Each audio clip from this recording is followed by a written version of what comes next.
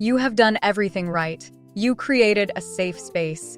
You used age-appropriate language, you gave the child time, and yet, session after session, nothing is moving, the child is shutting down, not opening up.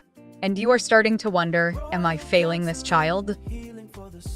You are not failing, you are treating grief when the real problem is trauma. They look the same on the surface. Both children cry, both children withdraw. Both children show changes in sleep, behavior, and school performance. But, and this is the critical difference, they are not the same thing and they do not respond to the same treatment. Grief is centered on absence, the pain of someone being gone. Trauma is centered on threat, the pain of having witnessed or experienced something overwhelming and terrifying. When a child only has grief, they are mourning. When a child also has trauma, they are surviving. And when the death was sudden, violent, or witnessed by the child, both are present at the same time. The child is grieving and in survival mode simultaneously. Here is what trauma looks like in a child in your office. 1. Intrusive images, unbidden flashbacks to the moment of death, not general sadness, specific, sensory, overwhelming images. 2. Hypervigilance. The child is always on alert, scanning for the next threat, even in a safe room. 3. Avoidance.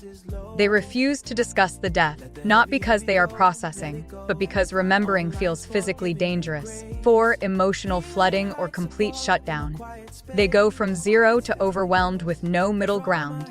5. Freeze responses in your sessions. They go blank, stare, disconnect. 6. Severe sleep disruption tied specifically to the event itself. Nightmares recreating the moment, not just general anxiety.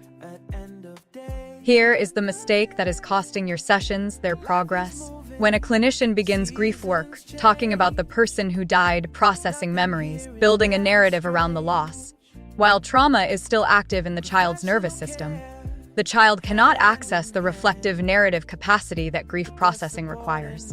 Every attempt to process the loss triggers the trauma response instead. The child shuts down, dissociates, or floods, and the clinician assumes the child is resistant or not ready.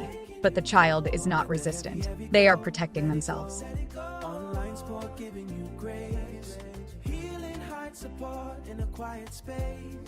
The correct sequence looks like this. Phase 1, stabilization. Phase 2, trauma processing. Phase 3, grief work. Phase 4, integration. This is not just best practice. This is the difference between a child who gets better and a child who gets stuck for years. So how do you tell the difference in your sessions? When grief is present without significant trauma, the child misses the person. They feel waves of sadness. They can talk about the deceased. They still play, still function, still have moments of joy between the difficult ones. When trauma is layered on top, the child is not just missing someone. They are haunted by the moment. They avoid specific triggers tied to the death itself, not just the topic of death. Their functioning breaks down across all areas. And when you attempt grief work, they do not go deeper, they shut down. Understand your person like you should.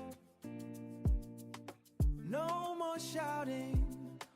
The single most diagnostic question you can ask yourself when we attempt to process the loss together: does this child flood, dissociate, or completely shut down?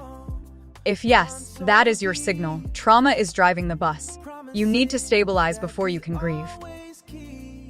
Let me walk you through what each phase actually looks like with a grieving child who also has trauma. Phase 1 is stabilization. Your only job in this phase is safety. Restore predictable routine. Teach the child simple regulation tools: breathing, grounding, sensory anchors. Coach the caregivers, because a dysregulated caregiver cannot co-regulate a traumatized child. You are not processing anything yet. You are building the container that makes processing possible. Phase 2 is trauma processing. This phase requires specific training. If you are trained in trauma-focused CBT, EMDR adapted for children, or another evidence-based trauma modality, this is where you use it. You are helping the child process the traumatic memory itself, the moment of death, what they saw, what they feared. If this is outside your training, please refer, coordinate, do not skip it. Phase 3 is where you do the grief work you were trying to do in session 1. Now, finally, the child's nervous system is regulated enough to access sadness, longing, memory. Now they can talk about the person they lost. Now they can hold a photograph without flooding.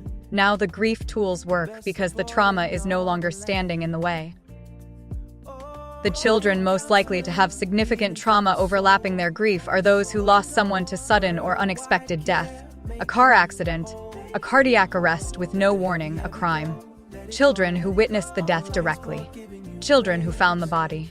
Children bereaved by suicide, which carries its own unique clinical considerations.